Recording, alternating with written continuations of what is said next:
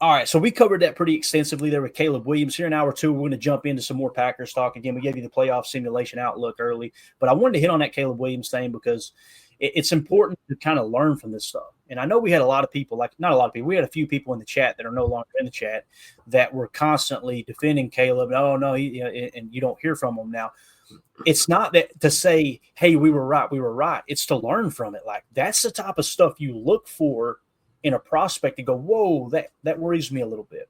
You know what I mean? Like, when you look at some of the players that the Packers have drafted and you went and spent a bunch of money in free agency, it's not a coincidence that Brian Gutekunst went out and got Xavier McKinney, who was a team captain for the Giants, and he went and got Josh Jacobs, who was a team captain for the Raiders.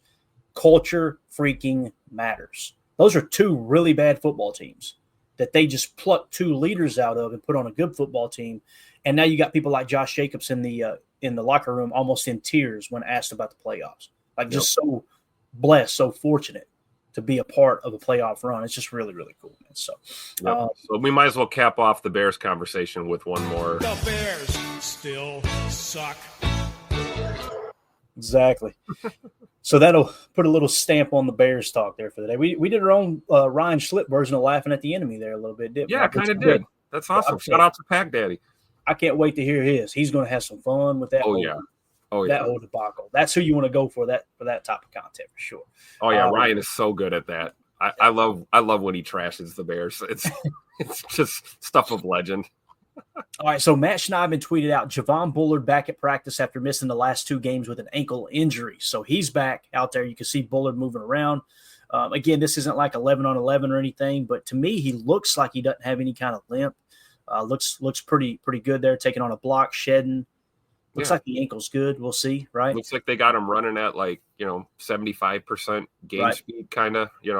Not full speed, but not half-assing it. I think he looks like he's moved. I mean, man, if we get him back in the lineup, everyone's talking about Scoot and Jair. I'd love to see Javon Bullard back in the lineup, even if that does move, Keyshawn to the boundary, or perhaps maybe Zane Anderson back off the field and Bull goes back to the other safety, and we run with Keyshawn in the slot. Who knows? But I'd love to see him back. Yeah. And it says Christian Watson with the knee, Evan Williams with the quad, Quay Walker with the ankle, Tyron Hopper with the ankle, and Elton Jenkins with the veteran rest aren't practicing. Now, we heard mixed reports, I should say, Tim, that with Elton Jenkins, it was a knee. It wasn't veteran rest. Now, you guys know we covered it a few weeks ago where they had both knee and veteran rest listed. This time, I believe it was just listed as a knee, but it sounds like it's a legit, hey, you got to watch that knee. Yeah, it's just a knee listed on the official injury report. So that's something to keep our eye on there with Big E. Another player that you're looking at this week and going, you know what? We could still probably lock up the 6th seed next week. Why not rest these guys and make sure that they don't tweak something, you're treating this like you would week 6, right, Tim? You really are. Because in week 6, you think there's enough football left. You don't want to put these guys full season in jeopardy.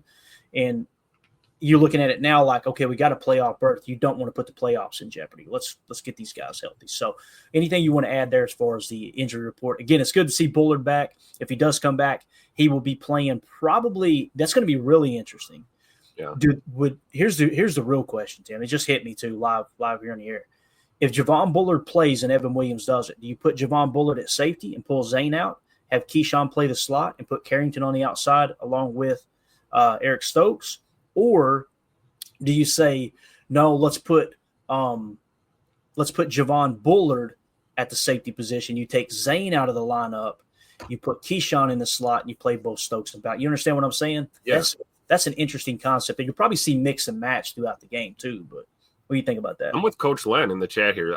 I think Zane needs to stay out there. I commented about those prospects, right? It could go a couple ways, but really Keyshawn's been playing really good on the boundary when we've asked him to this year. And if that means we have better rotation as far as Stokes, Valentine, and Nixon with our corners, and then you've got, put Bullard in the slot and let's let Zane Anderson stay out there on that opposite safety from X and roll like that, and then because you never know. Hey, let's be honest. If he's coming back from injury, we don't know how many snaps he's going to play. We don't know, how well he's going to play out there. with movement and mobility, those kind of things. Game speed is a whole different ballgame than practice. So I don't know, man. I think I'm with Coach Len. I think you put Bullard in the slot. No, because if we had to scramble, we could instantly just boop. We put Keyshawn back in the slot. Zane stays where he is, and our corners have to step up like they did the last 2 weeks. It is what it is, right? Yeah. Drew D says, would you ever consider Jair in the slot if Bullard is out and Nixon on the outside with Valentine? Listen, I think that Nixon is better on the outside. Now, his ability to blitz and that nickel fire, I mean, he's as good as anyone. Probably the best on this team at that nickel fire blitz. But how often are you going to run that, right? To me, he looks more comfortable in coverage on the outside. So I can understand what you're saying there.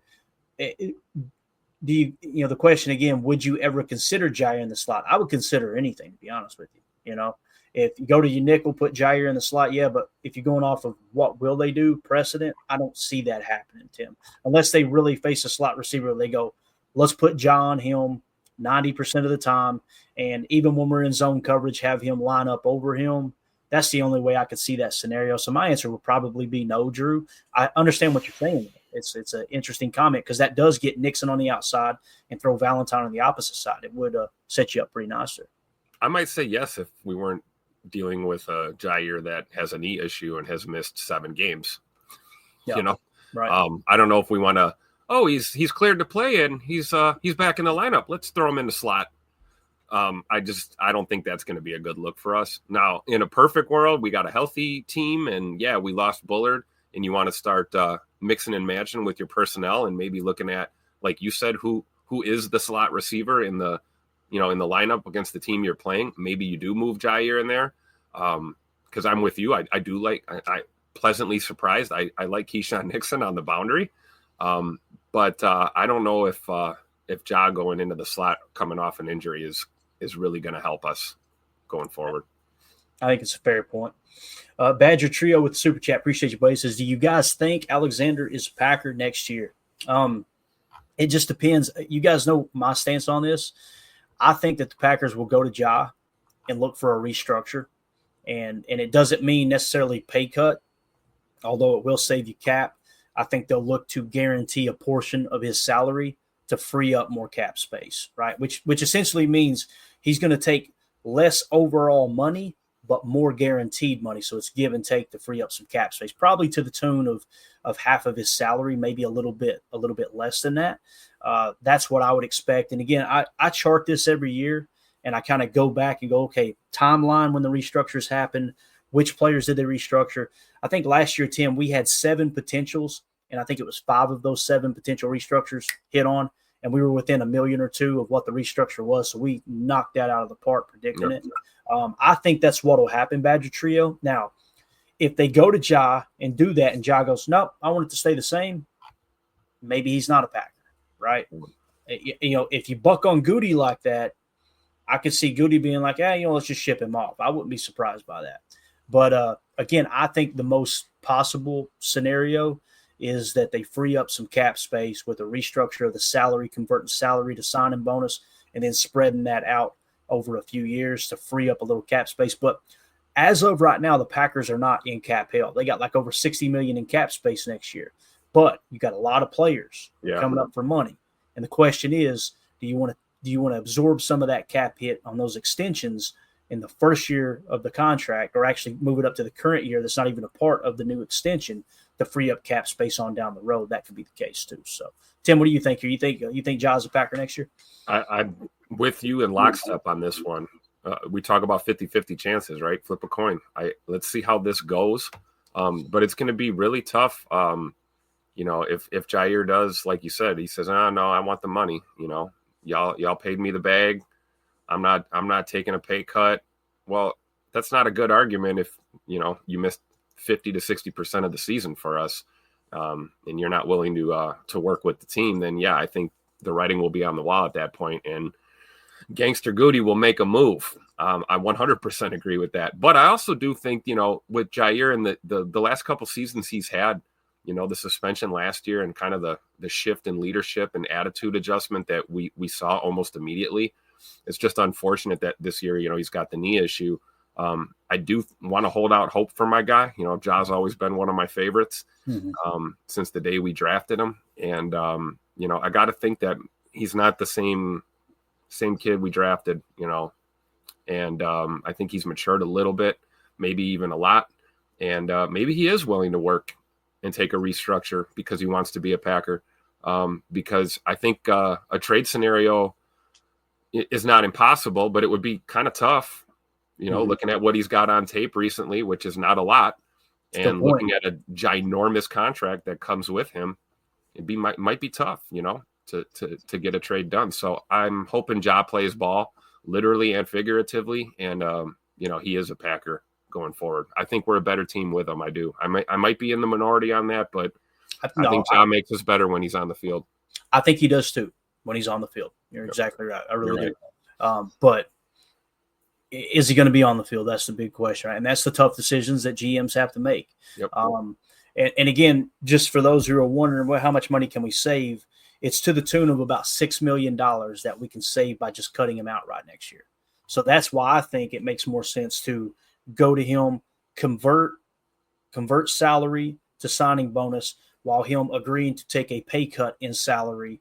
That way you free up more than $6 million, so you're coming out better. That's that cost analysis comparison, right? Like you're looking, okay, here's one plan. What's the pros and cons of it? Here's the other plan. Here's the pros and cons of it. Which one makes the most sense, right?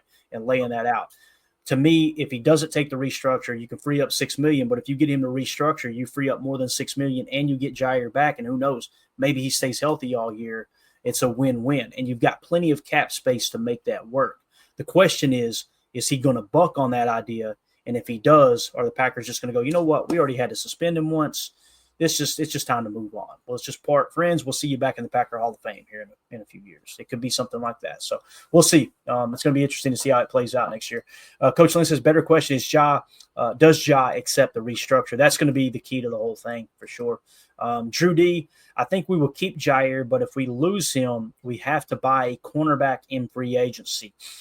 So when you kind of look at how these corners have graded, and we could go to PFF, I don't have the tab pulled up right now, but we could kind of compare, okay, what cornerbacks remove the minimum filter, right? What cornerbacks are grading out in terms of Carrington Valentine? How well is he grading out? I personally see Carrington. You know what? We might as well just do it. Let me see if I can pull it up real quick, Tim. I'm going to see if I can pull up PFF, and let's go to corners, and let's remove some of the noise.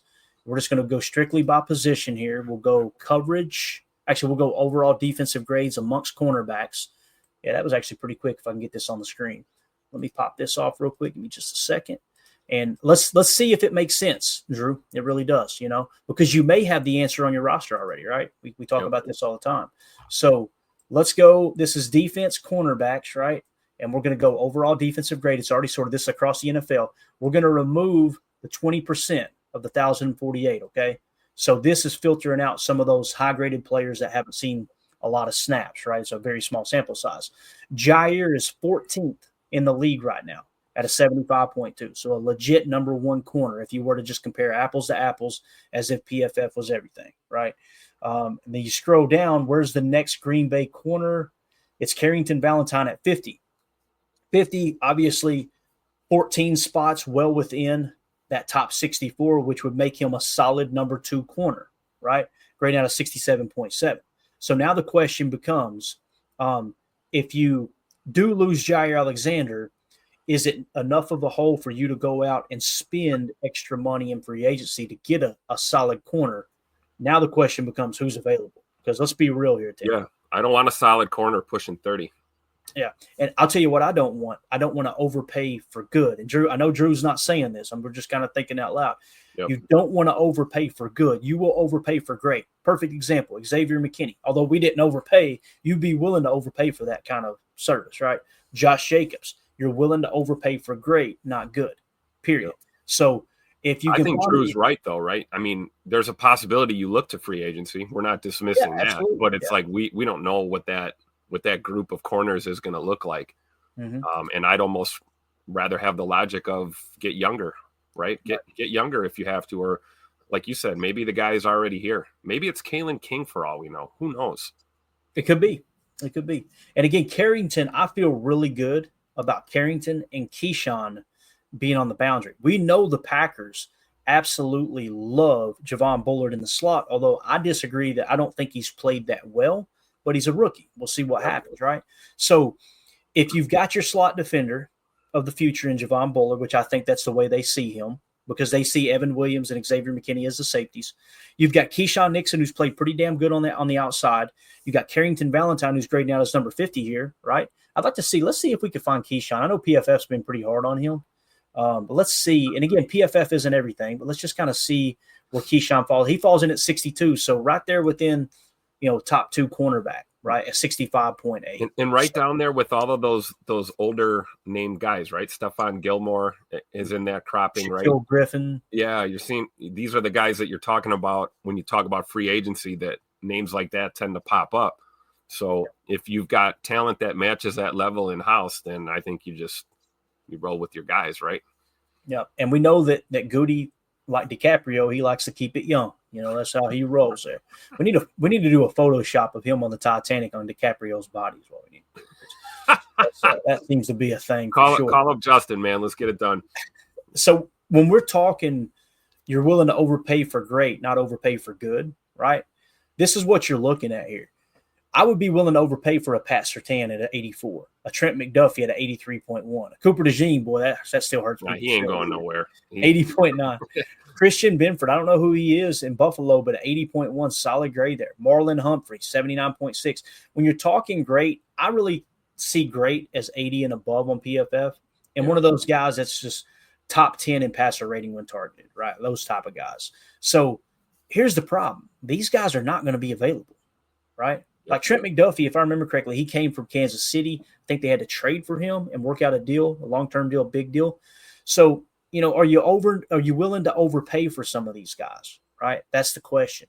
And you're seeing some of these names. And again, right here's Jair Alexander. The answer is there. If you're willing to overpay for some of these guys, you've already got them on the roster. But again, the big wrench that's thrown into the conversation is Jair Alexander going to be on the field? Because if he's not, this might as well be a 0 grade if he can't. Yep. It's like Deron Bland down in Dallas. He's going through the same kind of thing. 5 games this year, right? Still grading out high. Still that dude. Definitely. It's just the sample size and the availability, right? Can't make the club in the tub. That's the main issue with Jair. Yeah, it's a fascinating conversation. I'm glad that Drew brought it up because it is interesting to kind of see, where these guys fall. Let's see here. Milltown Corey said Zane has to stay in. He's showing great talent and skills. Let's do this. Let's switch it up, Tim. Let's go to safety here on PFF. Let's remove the corners. And again, I don't think Zane will meet that 20%. We didn't even know he was a real person until recently, right? So looky here, though. If you remove the noise, right, and Zane, to put it into perspective, he's only played 111 snaps. He's grading out as the 9th best safety in the game right now. Number 4 is Xavier McKinney. You got Zane Anderson at 80.9 at 9th. And again, guys, that could plummet. He could play like trash the rest of the year. We know that, right? But based off what you've seen so far, I understand what Corey's saying here. Like, hey, man, keep him in. As long as if Evan Williams isn't healthy, Corey's not saying start him over Evan, right? It's just if Evan's not in the game, why not go with the hot hand there? And Zane, I think somebody said that earlier in the chat too. Stay with the Coach hot Lynn hand. was saying that. Yep. And it's true, especially if you got Bullard in the slot. If Bullard's back on the field, that gives you that ability to go ahead and let Zane stay back there until we get Evan Williams back. And then you've got Keyshawn and CV on the boundary. That's an ideal. It's as ideal as the lineup gets without Jair Alexander at this point. Yeah, definitely. And again, this is with all the noise in here. It's got Evan Williams as the 30th ranked safety at 72.6, but he's got 473 snaps. So if you were to remove those 20%ers, right, now you're going to see Xavier McKinney is 3rd in the league at 88.0, only behind Kirby Joseph and Kyle Hamilton. And Kyle Hamilton, again, just a perfect example of he ran that wonky 40-yard dash and fell a little bit in the draft. That dude, it screamed FBI on this guy the entire draft process. I watched him at Notre Dame his entire college career, and it was like this dude was the smartest guy on the field every single play, both offensively and defensively. You could just tell it was going to click at the next level. So when he ran that sideways 40-yard dash and he started to plummet a little bit, I'm going, boy, somebody's going to get a hell of a football player. Just so happens one of the best teams in the league in Baltimore. were the ones who landed him. So to go down, Evan Williams, when you remove the 20 percenters, is sitting at 21st at 72.6. So a solid top safety. Like you could say he could be the best safety on a team, as you know, not just the best number 2 safety. If we were to remove 50%, has he played 50% of those snaps? He has not yet, right? Because he's sitting at like 411. So he doesn't meet the 50% criteria, but Xavier McKinney obviously does, sitting there at that 88. But interesting, man. We didn't have that in the show notes, but I'm glad we hit on it, Tim. But again, I think we agree here. Stay with Zane if Evan Williams isn't healthy, right?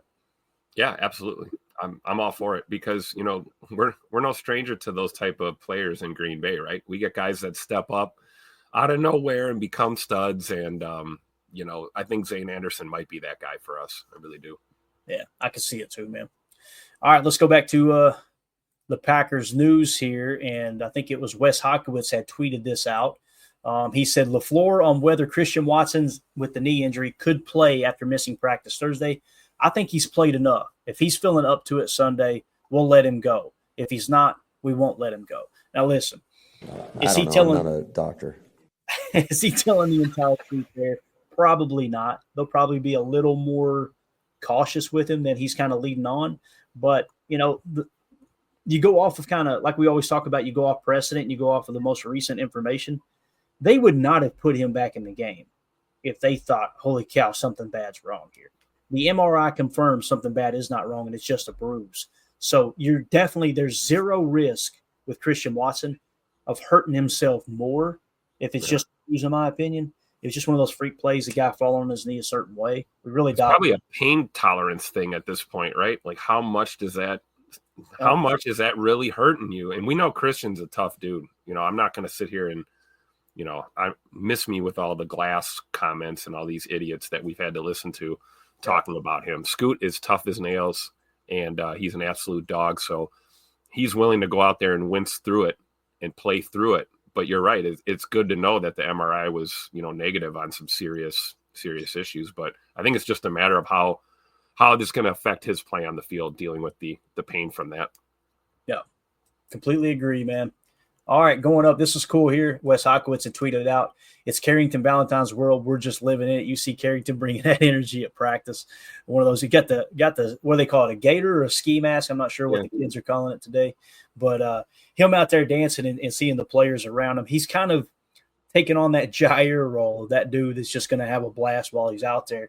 I had just tweeted out along with Wes Hawkowitz's tweet. I say Carrington Valentine is quietly becoming a legit starting cornerback, even without injuries. You see how his teammates feed off his energy he brings too. I said when he left Kentucky, and you guys have heard me say this on the show, when he left Kentucky for the draft, Coach Stoops said, quote, "We lost our emotional leader on defense." Excited to grade his playoff play. So again, for me, it's how is this dude going to perform on the largest stage, Tim, in the playoffs? Yeah. This is going to be we always talk about through the season. We get some answers this week. All right, we get another piece of the puzzle this week. How good is this team? Are they a legit Super Bowl contending team? All those things. With Carrington, that's what I'm looking at the playoffs is when he gets his play time, does he continue to show up in the playoffs? We might have our starting cornerback of the future. It's legit. Like PFF has shown it. Passer rating when targeted, it's kind of leaning toward it. We just filtered out the noise, and you can see Carrington, one of those top 64 guys. We may have him, man. We might have him. I like the comp to Jair, too, and what he brings to the table. I don't care what anyone says. This is what you want in your quarterback room. You need corners that have swag. They have attitude. Yep. They have a fearlessness. We talk about the fearlessness that our corners approach the game. A lot of that is, I mean, you're not going to tell me that, CV spending the last, two and a half years around Jair Alexander hasn't rubbed off on his game at this level. And that's why you see with Ja out, no kidding, it's Carrington Valentine that steps up. And I got no problem with the dancing and the celebrating and the trash talk and the swagger when you're getting it done on the field. And Carrington's been getting it done on the field. And I agree, Clayton. I think he might be our guy. This will be a great test, coming up on Sunday, against Minnesota. And, like Judy's saying here, Nixon has swag too. You see it in this entire secondary room, and so does Xavier McKinney. He's got a kind of more reserved swag and a quieter style of leadership, if you will, out there on the field. But that's good. Let the kids play And let them work here at practice, coordinate your pick six celebration or whatever you're doing, and have that attitude that you're going to go out there and you're going to ball out every single snap. And I personally like it. I think there's nothing wrong with it. There's only a problem when you're not getting it done and you're dancing and you're talking. Then we've got issues. So as long as you're going to play at a high level and be that firebrand and that leader out there, I love it. That's why when Jair's out there, it's even stronger. You got Keyshawn, you got CV, you got Jair out there, a lot of swagger out in that secondary. And when guys are breaking up passes and they're blanket in coverage and getting picks, it has an effect on that opposing team's offense. It really does. Plays mind games with them. Yeah. And what Drew says with Nixon swag, Nixon brings a little bit more of an edge. Yeah. And I think back, he won a lot of my respect earlier in the year when he had that hustle play and punched that ball out. That kind of turned the season around for him, it felt like. And I love his response was, yeah, man, it'd been forever since I've made a play. Like the other people in that room, the other young cornerbacks hearing this dude is balling his ass off right now, and it's still not good enough. He's acknowledging, hey, I fell short earlier. That's totally the opposite from what you're seeing with Caleb Williams. Yep. Caleb Williams is going, hey, they were bad before I got here. And Keyshawn Nixon making a play of the game is going, man, I got to be better, man. It's about time I made a play. Like, that's totally different mindset. I love Nixon has grown on me big time. And again, $3 million against the cap this year. It jumps to $6 million next year. Money well spent. Money well spent for Keyshawn. Absolutely. So, all right, let's see here. I got real estate agents calling me live on the air. Hey, should I take this call live on the air, Tim? Nah, you close a deal live on the air? I was going to say, we got a toilet overflowing. What are we going to do? That's what I said. I don't want that on the show, right? But completely agree there, Drew, for sure. And again, Carrington is definitely trending up. Let me see if I got anything else on here to hit. We do not. We are live, so we're good there. We'll go ahead and close that window out. And we're coming down to the wire here. We got about 7 minutes left. Let's hit a quick little preview. That sound good, Tim? Let's just kind of look at where the line's at and all that good stuff. Yeah. And I know we kind of touched on it a little bit yesterday, but let's go ahead and hit on it now as we wrap up the show. Give everybody just a little preview on the Minnesota Vikings. Then we'll obviously give you guys another injury report tonight, and then we will jump into some of the other deep dives in terms of like NFL Pro and all that good stuff. So when it comes to this matchup against the Vikings, obviously going to be a 3:25 Central kickoff in Minneapolis. Ain't got to worry about the cold. We're in the dome. Going to be loud. We know to expect that. The spread currently, the Packers are still 1-point favorites. Now, we were talking about where some of the money was, right? The money in the spread is on Green Bay to cover that 1-point spread. At 68% of the money is on the Packers. Only 55% of the slips are on the Packers. So I tend to lean toward the money over the slips, over the tickets, because that typically the sharps will boost that money, right? The people who are really putting a lot on the line in individual bets. So the sharps seem to be on the Packers here, okay, at 68% covering the spread. Now, remember, the money line was on the Vikings, but somehow it was on the Packers to cover the spread, which is kind of odd how you get that little mix and match there, which I personally think the sharps bet more on the spread than they do just the straight money line. So I think that's probably some of your common man money there on the money line bets. They still got Minnesota, 55% of the money on them to win and 64% of the tickets, okay, for the Vikings to just win outright. So again, the money is on the Packers to cover the spread of 1 point, and the money is on the Vikings to just win outright. So you kind of call it a split. It's going to be a close game, man. This is going to be a really close game. Absolutely. And we talked about the over-under. It is the PFF projections at 49.4. The current over-under is set at 48.5. So if you go off PFF's projection, they're saying take the over. You guys know I was pretty vocal going, I don't know, I'd probably take the under here. But again, you got to take into consideration the teams that both of these teams have played to get those defensive rankings where they're at, where they're both legit a top 5 defense, probably top 3 defense, to be honest with you. So going to be interesting. Drew in the chat, been a member for 7 months. Appreciate you, Drew. He said, this is our chance to silence the doubters. It really is, man. This is all this talk about you haven't beaten a good team. This is a top 3 team in the league. Get that belt out, Tupac. Get that belt out.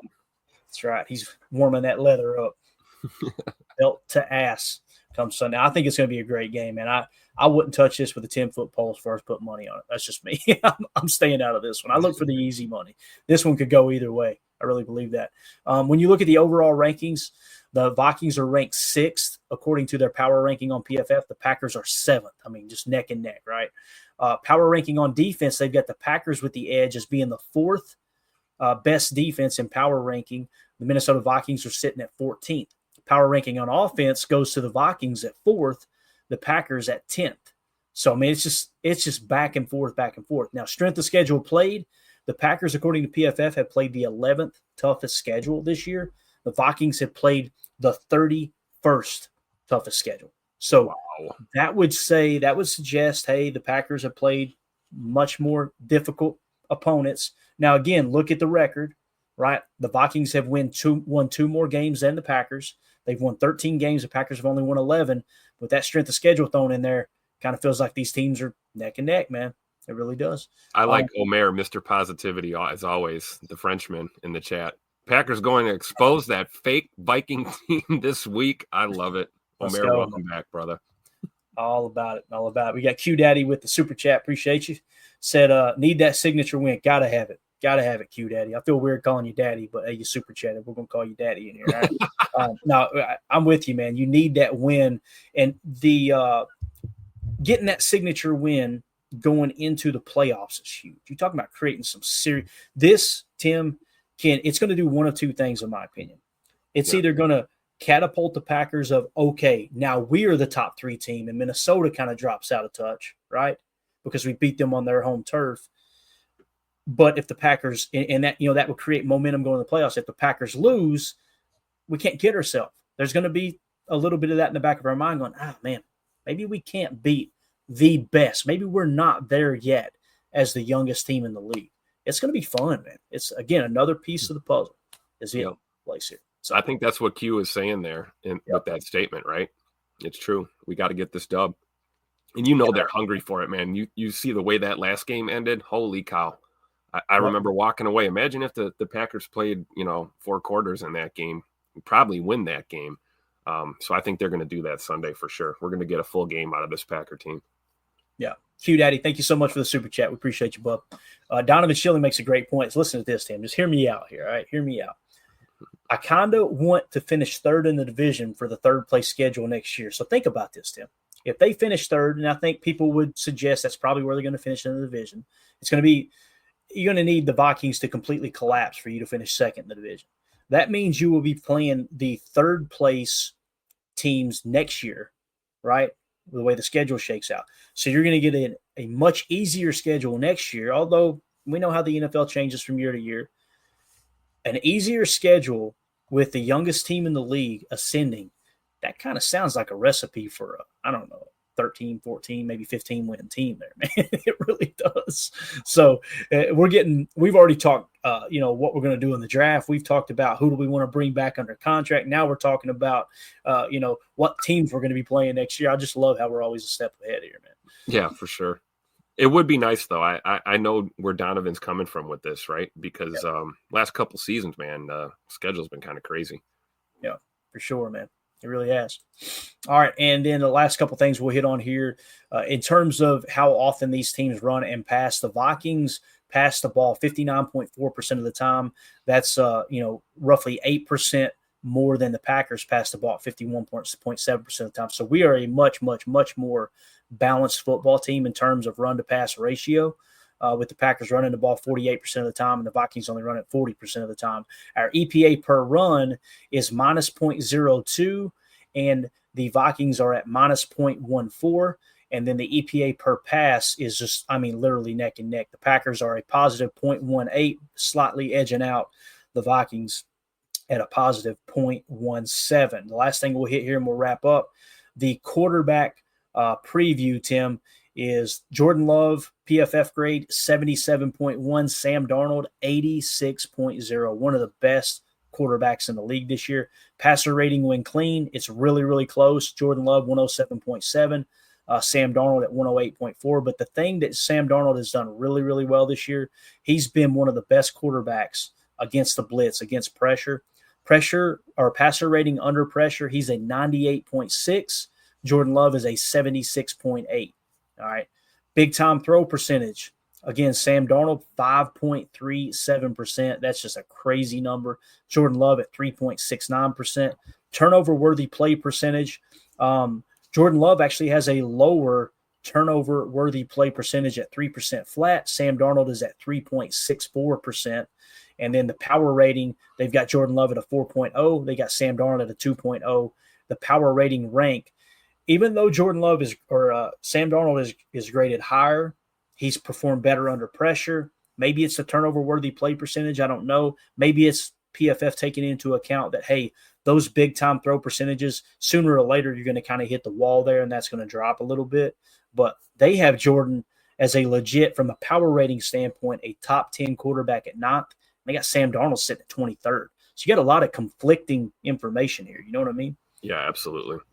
I do think the thing that jumps out to me is the way Darnold handles pressure, though. And I can't wait to see Jeff Hafley scheme up this game. I would assume lots of 4-man rush, right? Lots of stunts and twists. Get creative with your coverages.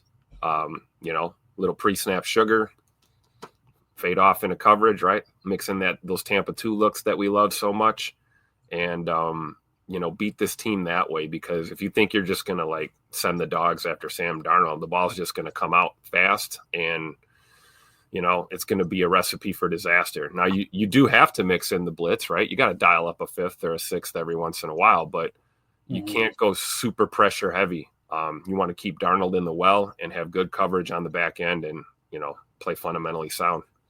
Yeah, no doubt about it, man.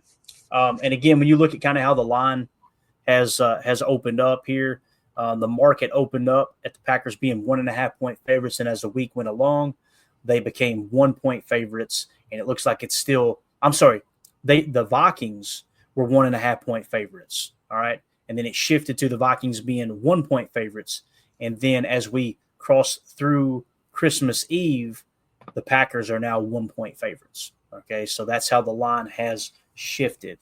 And again, it's how you want to read that. The money coming in is going to shift that line. They're trying to get it as close to 50% as possible. So just something to keep an eye on there. It's going to be interesting, man. I think it's going to be a great matchup. And the big thing about this too, Tim, and we'll go ahead and wrap up with this, is when you get into these games where you've already played a team once and then you're trying to scout for them, you're going to look at their previous 4-game saturation. Their previous 4 games, you're going to comb through their tape and go, what are they doing in these specific situations? What are they doing when they're in trip set, when they're in tray set, when they're in 12 personnel, 21?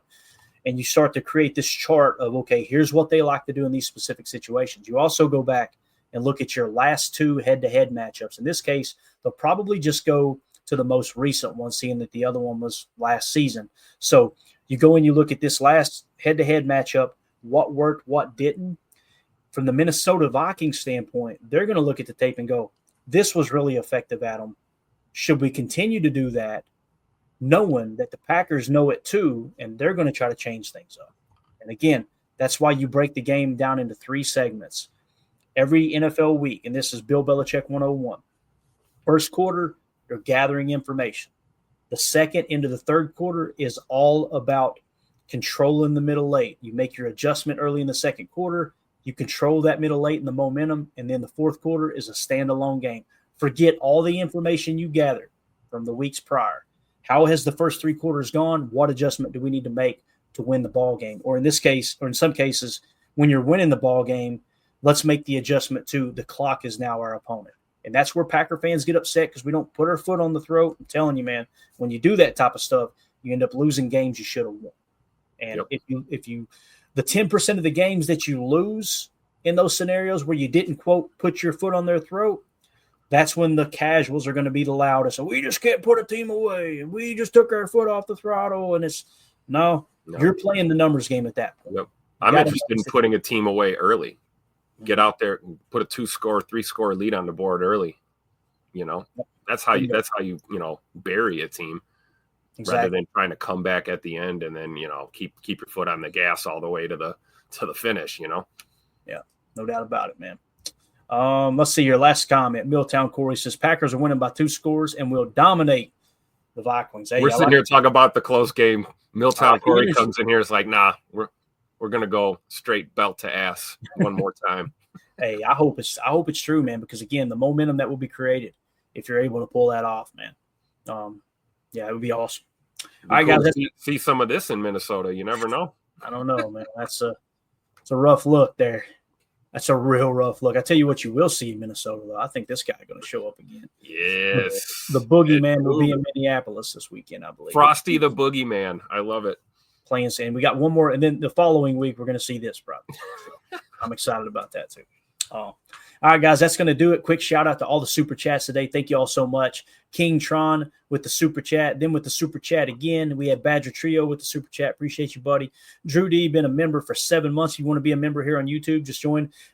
Should be on the homepage for us. Just click join, and when you join that'll put you into the drawings to win autographed memorabilia and different just pieces of memorabilia that we give away as a way to reward those who are supporting the channel. We'll be doing an autographed jersey this weekend after the game during the post-game show. So we'll probably announce that later today. We'll decide on which jersey it is. I'm leaning toward a Dorsey Levens autographed jersey. So that'd be kind of cool to give that away.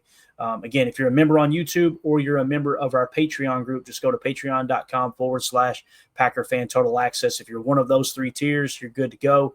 And if you're a member here on YouTube, you're good to go. Also, a shout out to Q Daddy for the super chat as well. Appreciate y'all hanging out with us. Tim, thank you for your time, man. Thanks for having me, Clay. Love talking ball with you, man. Can't wait to do it again tonight.